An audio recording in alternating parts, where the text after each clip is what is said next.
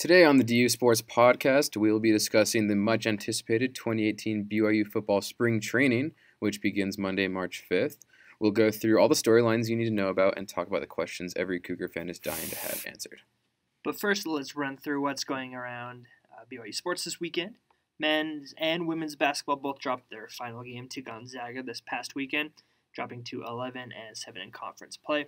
Both are heading to Las Vegas to play San Diego in the first round of the WCC tournament. Women will play Thursday at 6 p.m. Pacific Standard Time, and the men at 1 p.m. Pacific Standard Time on Saturday. Number 5, men's volleyball swept Stanford last weekend to remain perfect in conference play at 5-0 and take on two ranked opponents this week in number 8, Pepperdine, and number 3, UCLA, both at home in the Smith Fieldhouse. Number 24, gymnastics defeated Boise State last weekend in Provo and traveled to Logan to compete against Utah State this Friday. Baseball split their weekend series at Hawaii and head to number 18 Auburn this week before returning to Provo for their home opener on March 8th against Nebraska Omaha. Softball struggled at the Mary Nutter Collegiate Classic in California, being held scoreless against number 11 Tennessee and number 4 Oklahoma. They'll stay on the road in Seattle this week and Hawaii the next for the Spring Fling tournament. All right, football is back, kind of. Practices began this Monday for the 2018 BYU football team spring training. This is the first step in what Cougar fans and players hope will be a redemption season following the disastrous 4-9 campaign last year. Obviously we know that it wasn't maybe that high of a ranked recruiting class that came in, but we do have some of the first players that Kalani Sitake got to recruit back in 2016, making their first appearance in spring training following missions. Even though we weren't able to get some huge names in out of this year's class, there are some exciting prospects coming to BYU, some exciting things to watch. So some of the storylines that we're looking at heading into this spring training will be, first of all, the quarterbacks. I think that's probably the biggest story following an injury-ridden season last year with quarterbacks. Tanner Mangum getting injured, Bo Hodge getting injured, end of the year with Joe Critchlow as our starting quarterback. So for you, Josh, I guess who do you think is the quarterback to watch in the spring training? Yeah, I think a lot of it will come down to just who's healthy of those returning quarterbacks, and then some of those names you mentioned, if they can come in and make their mark early on. I mean, that's a lot of quarterbacks for a university that struggled at that position last year, but it'll definitely be interesting to see how much Mangum's in there. He's already said that he's going to be participating in spring ball, but no contact, no live drills there. So to give him time to work on the offense, get it down, get timing down with new players. But at the end of the day, he can't take those full reps. Whereas Critchlow, Wilson, these other guys can come in and start working on that. So I think it'll be really interesting to keep an eye on that for sure. And I mean, part of me wants to say that you just give it to Mangum. He's got the experience. But again, if he can be healthy come the fall, that'll be the big question mark. Yeah, totally. I think, it's pretty obvious at this point that if we do have a totally healthy Tanner Mangum come September or end of August, whenever the first game is, he will be the starting quarterback for BYU. So I think at this point, what we're looking at during spring training is kind of a competition for who's going to be that second guy, who's going to be the backup. Who knows? Maybe Tanner Mangum won't be fully healthy by the fall. So in that case, we do need to have a solid backup option and a guy who can, like you said, have those reps during spring training, during practices in the summer before the season begins. And I was reading a couple articles last night mentioning that Zach Wilson could come in here and have a shot at being that starting guy during spring ball, and then being that backup to Tanner Mangum. He was coming out of Corner Canyon, I believe, a 3-star quarterback. I think probably the highest coming out of Utah this year in the 2018 recruiting class. So he's a dual threat, can run the ball, can throw it really well. So watch for him, to make some noise in spring ball. We've got Stacey Connor coming in from Texas. And then also, we'll see if Bill Hodge can get healthy enough, and Joe Critchlow, if he can maintain, kind of that the respect that he was able to gain with coaches last year. Obviously, we've got a new offensive coordinator in Jeff Grimes, so we really don't know. Anything could change compared to last year. We had Ty Detmer in there leading it, and he's Grimes is going to be a different style. He's going to be a different guy. He was more of an offensive line coach at every other school he was at.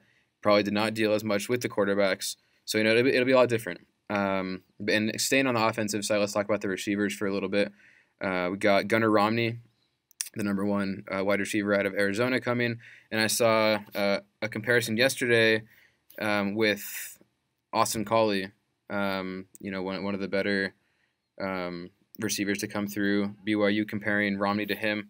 So how big of an impact do you think Romney can have coming as a freshman? Is that really realistic to expect out of him? I mean, I would love to see it, and if there's a position group that BYU has an opening to have someone come in and make a statement and really make an impact on this team, it's at the receivers. A lot of drop balls, just sloppy, tough offense to watch last year. So I definitely think he could come in, and I feel those comparisons with Collie are valid. They're very similar in their style, and he really could have that impact. And again, like you mentioned with Grimes' new offense, see how much that we go to the receivers. I know a lot of people last year wanted to see the tight ends get involved more with the offense, and we didn't really see too much of that develop. We also, you had Moroni Pututau out with an injury, which kind of put a damper on that from the get-go. So I think it'll come down to the new style that Grimes wants to run. But at the end of the day, you need people that are athletic, that can make those catches, and Romney's definitely one of those guys. Yeah, totally. And talking about the Collies, it hasn't been confirmed, obviously, but I know that BYU was in talks with Dylan Collie, Austin's brother, over in Hawaii. So who knows? He may also be joining the squad, the group of receivers this year. And I think it is really interesting. You mentioned, the tight ends. I think probably our best option in the passing game last year was a tight end in Matt Bushman. And the wide receivers were kind of a no-show a lot of the time. You mentioned that we had some injuries there as well. But yeah, we'll definitely look to that, to the receivers being one of the places we can improve the most in this upcoming year. And then heading to talking about the defense for a little bit, we do know that Kalani said that he is going to have a little bit more of an influence, a little bit more of an impact on the defense this year. He's going to be directly kind of over the defense. I don't know in what capacity, we don't know yet, or if he's going to have a set role, but he is going to have some more responsibility as far as the defense goes.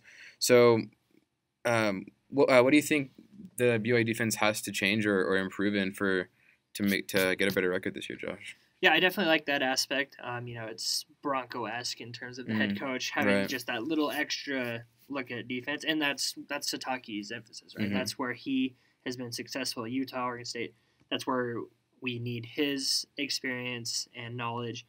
And so I definitely think that change, and that'll help his load, just not having to worry about both sides of the ball, especially with how much the offense struggled last year. Definitely something that I'm sure cost him some hours of sleep there.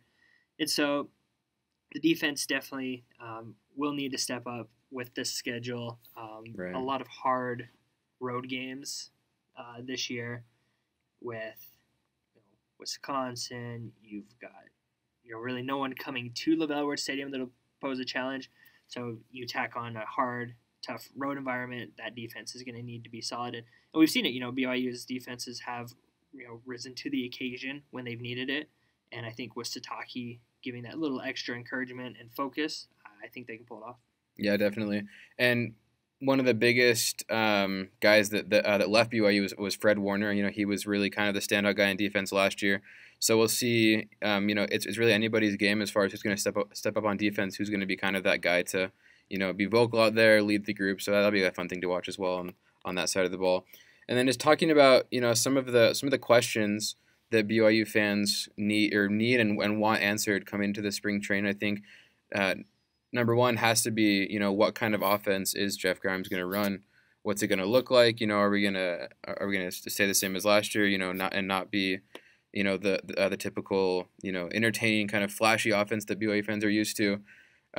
So what, as a BYU fan, Josh, what would you like to see from the offense, and how do you think the spring training can kind of answer some of those questions for you? Yeah, I just want to see that communication between the quarterback and the receivers improved. Clean routes, I personally want to see some more deep threats. Right. I feel like that was something that was lacking. You'd get BYU into an obvious pass situation, and you would just have other teams just kind of pack the secondary and just know they can't throw it above us, and if they do, it's most likely an interception. Yeah. So being able to have that deep threat, be able to just have both parts of the offense working would be what I'd want to see out of spring ball. And like you said, Grimes' offense, we'll see how that works and how the players adapt to it, because we know that every system has its advantages and disadvantages, and a lot of it comes down to, can the players within the system adapt to fit. We saw with Detmer bringing in that pro style. Right. It didn't really work out for the Cougars last year. So, right. However, Grimes can adapt his system to who he's got and who ends up coming out of spring ball as the highlight. And I think that even makes spring ball more interesting to watch, right? You don't know who's going to be able to understand that system and fit well in it. And that'll give us a couple weeks to figure that out. Yeah, definitely. And we got to keep in mind that this is spring ball. It's not the regular season. It's not even the practices leading up to the regular season. So we can't expect everything to get answered. Especially even if Tanner Mangum isn't even in there yet, we won't know what he's going to be like as a player. And if he's our starting quarterback, then that offense is going to change quite a bit between spring ball and the start of the season. So just to kind of keep those expectations not low, but we're not going to have all those questions answered. But we want to hear from you guys.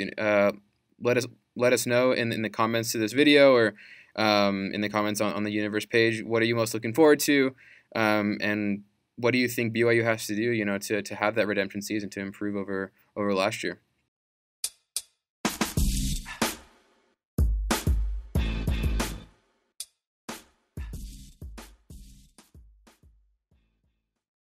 All right, so here we are with Ben Criddle, host of Cougar Sports on ESPN 960, and we're just going to talk a little bit about spring training coming up on March 5th and kind of the guys that he's looking out for to make, a big name for themselves during the spring training, kind of stand out above the crowd a little bit. So we're going to go position by position, kind of talking about offense and then a little bit about defense. So maybe starting out, with the biggest topic coming into spring training is probably the quarterback position, with so many injuries last year, and you got some new guys coming into the field. So who are you kind of looking for to to kind of stand out and really fight for that quarterback position in spring training? Yeah, first off, Caleb, great chatting with you. Thanks for having me on. I think the guys that you look to the most are the guys that are most experienced. Obviously, those that have gotten substantial reps and game time and that game time experience. Those are the individuals that need to kind of lead the pack. They're tenured. They're mature. They've been leaders in the weight room in the off season. They're leaders athletically. Guys like Bo Hodge, who I think he's going to come in at a very hefty 225, a la Taysom Hill. He's kind of looking like a mini Taysom here. So, the lead dog in spring ball definitely is going to be Bo Hodge. And I've discussed his potential, where he's at currently health-wise with Justin Smith, one of his quarterback trainers. He runs Quarterback Elite, and just this past week worked him out, and Bo looks phenomenal. His arm looks lively. There's a lot of pop in his footwork as well, all things considered, because he had a toe injury this past season. Biggest question mark for him is just staying healthy, right? And so they're going to take care of him, make sure he's not in any of those contact drills. But Bo Hodge is your lead dog. Joe Critchlow, the second individual on my list, at least on my depth chart, just because of his experience, because he looked really good in that UNLV game, struggled versus UMass, but I felt like he did a really nice job for the Cougs on the back end with all the switching up. I thought he played well in Hawaii. All the injuries that occurred. He started off as a red shirt. Remember, he was just a return missionary last year. Very rarely do you see return missionaries come in and get starts at BYU, and if they do, it doesn't go so well. So you got to realize he has wins under his belt. The team has seen him perform at an extremely high level. He's produced. So he produced so much in that UNLV game that Ty Detmer decided, he's good enough, he's competent enough to throw the ball 30-plus times in the following game versus UMass versus a very good defense. So he's seen his fair share of reps, and so he's got to be my number 2 guy. And then Zach Wilson, the stud out of Draper, Utah, Corner Canyon, 6'3", 205. really good arm, good footwork. He's a refined talent coming out of high school. SEC teams were looking at him. Boise State was the early in on him, and Harsin was able to secure the commitment. But Zach seeing an opportunity to compete immediately and become a starter at BYU. And come in early in spring. He's an early graduate. He wanted to try his luck here, and if it doesn't work out at BYU, I don't know if he's going to be trying to become that hometown hero and stick around for 5 years if he decides to redshirt. But Zach's a phenomenal talent. Everybody that I've discussed Zach with, he's an athlete as well. So a la Bo Hodge will be able to scramble and extend plays. Joe Critchlow, more of a pro-style quarterback, pocket quarterback. Pocket passing quarterback, but he's actually more athletic than I think we want to give him credit for. And then you kind of get into the bottom of that list. I think Cody Wilstead deserves time.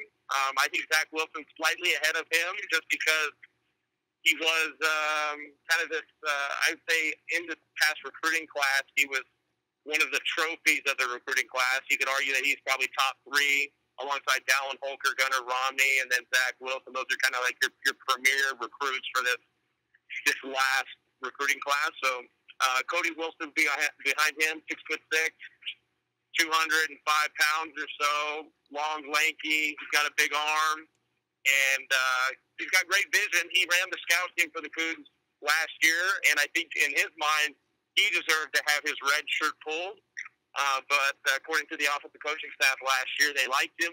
They just thought Joe was a little bit more refined in his mechanics and could be a better leader for the team this last year. So those are your 4 guys, and then you have Caleb Romney, the brother of Gunner. Maybe it's a Gunner, it's a Romney Romney connection that they're trying to build there. Some people have talked about Baylor becoming a wide receiver, a running back, or a defensive back. He's a great athlete. And then Stacey Connor, another quarterback that's built similar to Cody Wilstead.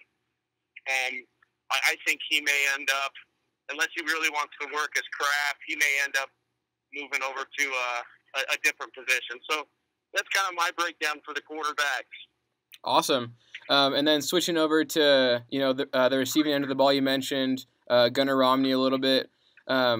Last year, it was kind of a rough year for the passing game as far for BYU.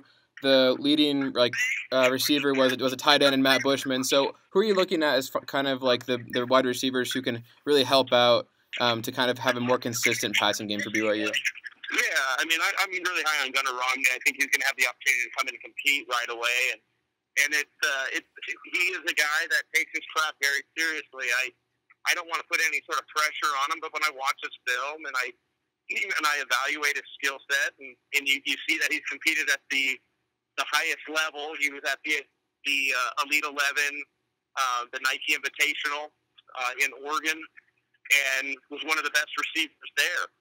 And then on top of that, he was the best receiver in my mind as far as production is concerned in the state of Arizona that plays a high level of football. And therefore, he's going to have an opportunity to compete, and the coaching staff really like him a lot. Another newcomer that you should keep your eye out on is Braden Cosper, another 6'2", 6'3", 200-pound, phenomenal athlete. I've discussed Braden with all the coaches that have seen him here in the state, and they think he's an extremely underrated recruit. A guy that can catch the ball in traffic, high points well, very strong hands, very focused individual as well, and he thinks he was under-recruited and believes that he can make an impact right away. Those are your newcomers, but you got to realize, this happens every single year. The guys that are returning, the guys that are tenured, the guys that have felt like they have proven themselves, I think they get a little offended when they hear coaches or fans or media members discuss these new recruits that haven't done anything. They haven't proven anything. They haven't been in the locker room. They haven't been in the off-season workouts. So look to a guy like Micah Simon to really have a stellar spring. First time I laid eyes on him, I knew he was a great athlete, great length, great athleticism. He was just working out with Jordan Pendleton. Jordan Pendleton had rave reviews for his athleticism. I think he just needs to be able to build chemistry and with whichever quarterback's going to be throwing him the football. There's been discontinuity between wide receiver and quarterback due Exactly. to scheme change, due to lack of repetition, I think. And so I think once he finds his quarterback, things will look, his future will look extremely bright. Aleva Hifo is not another guy that is quicker, that is faster, that is more difficult to guard in a 10-by-10 square. Not even say, in the open field, no one can really guard Aleva Hifo. I watched the film versus LSU. I watched the film versus every single one of these Power 5 opponents that BYU faced. Aleva can beat just about anyone in a one-on-one scenario. So the problem has been with Aleva catching the football. Right. And I think that you can contribute, those lack of catches probably to chemistry, but also, he needs to master his craft a little bit more. So there's an opening there to surpass him if he can't catch the balls consistently in spring. But it's very difficult as a coach to see a kid get wide open every single time in a one-on-one and team setting and not continue to give him chances, and not to continue to give him opportunities because he can create that separation. So Aleva Hifo, Talon Shumway, essentially a smaller tight end. That's how I look at him. He's an extremely good athlete. He's had injuries in the past. He kind of got dinged up on the back half of the season. He was the number one wide receiver coming into the fall camp last year, according to Ben Cahoon. Yeah. Most trustworthy, best hands. He's a big target. You run a slant with him, he's going to be able to keep the defensive back on his back and still make the catch. He can high point. I recall him in high school blocking Jalil Okafor, shoving the basketball right back down to his face. The guy's got a tremendous vertical. Yeah. He should be your lead guy at either the most likely the X wide receiver position. But he still has to come in. He's got to compete. Right. So those are my three favorites. Killy Davis got some time last year. He's a big body. He's kind of got a little bit of a dog in him, a little bit of swag, a chip on his shoulder. I think he's still a little bit tight in the hips. Needs to go do some hot yoga or something like that. But he's a tremendous athlete, and he's been trained by Margin Hooks. And Margin has given me some good reviews of him in the off season, and I believe Achille will push some guys as well. And I think he should be pushing Talon. Talon shouldn't be complacent right now, but Achille should be pushing Talon right now for that big wide receiver spot. Right. And then as far as, the offensive side of the ball goes overall, I think we're all kind of interested to see, what Jeff Grimes is going to do as far as overall, just scheming and plays. What have you heard as far as what his offense is kind of going to look like? Well, you got to realize what his experience is and who he's had contact with over the years, whether it's Gus Malzahn or Coach Canada at LSU. That's his most recent stop.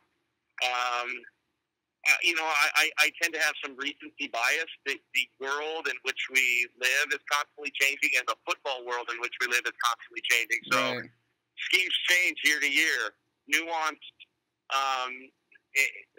more often than not, but sometimes they're intricate and more complicated changes. But he's going to go with what he learned, in my opinion, from Coach Canada. I think you're going to see elements there.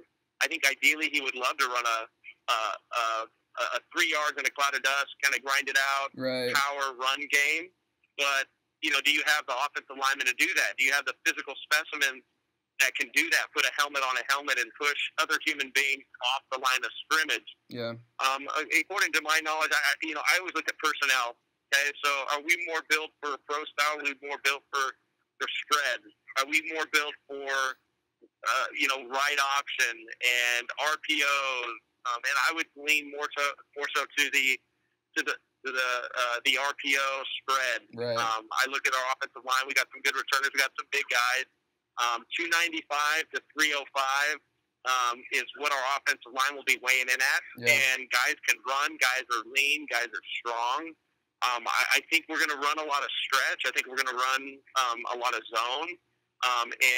So I think you're going to see, Zach Wilson and Bo Hodge kind of elevate their game this offseason, and that could be your 1-2 quarterback because of their ability to run and extend plays. with a new offensive line that's maybe a little bit lighter than what Jeff Grimes traditionally had at BYU, and from 03 to 06. I mean, Grimey had some tosses. You had the average was 6'4", 325, 330 pounds. Right. Really wide splits. It's a different era, it's a different time. Yeah, but the LSU guys, go look at how big those dudes were last year. So I would expect whatever you saw at LSU or from LSU last year with Coach Canada, that's what you're going to see this year, because our strengths on the offense side of the ball are in the running back core. That's where all of our production will come from. Yeah. I mean, Swally Canada, 3 to 4 star athlete, Ula Tolotau. Look at every single one of these running backs had Power 5 offers. Yeah. Every single one of them. Wisconsin, Utah, go down the list.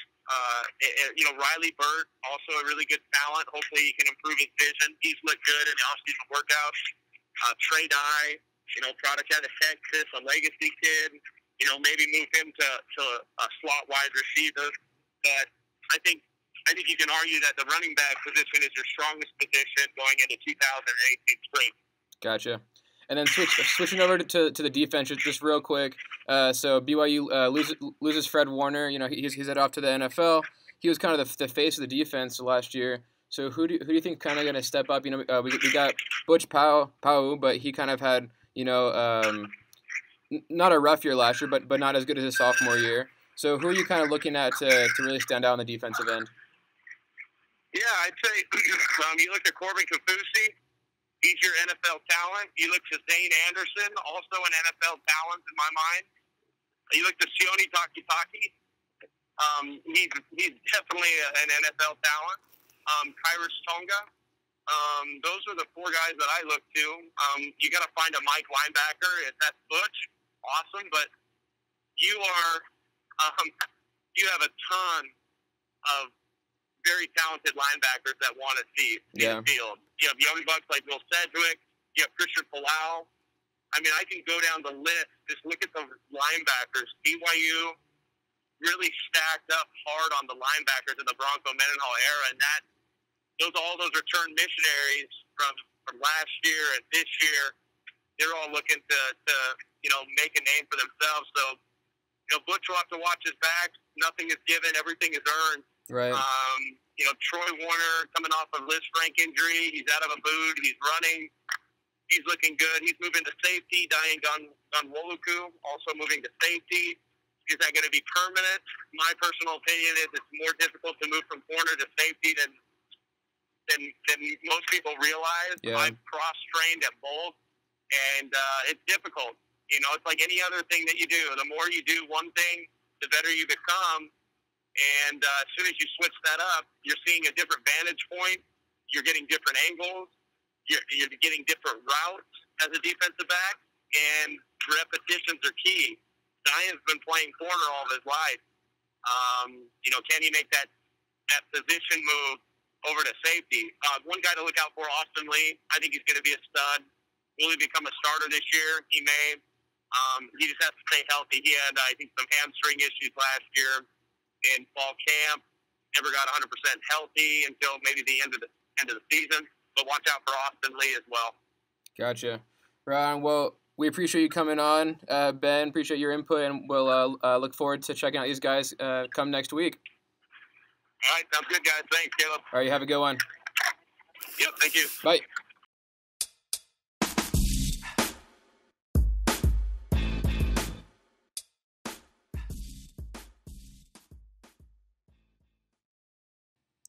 That's it for our DU Sports podcast this week, and we look forward to joining with you next week.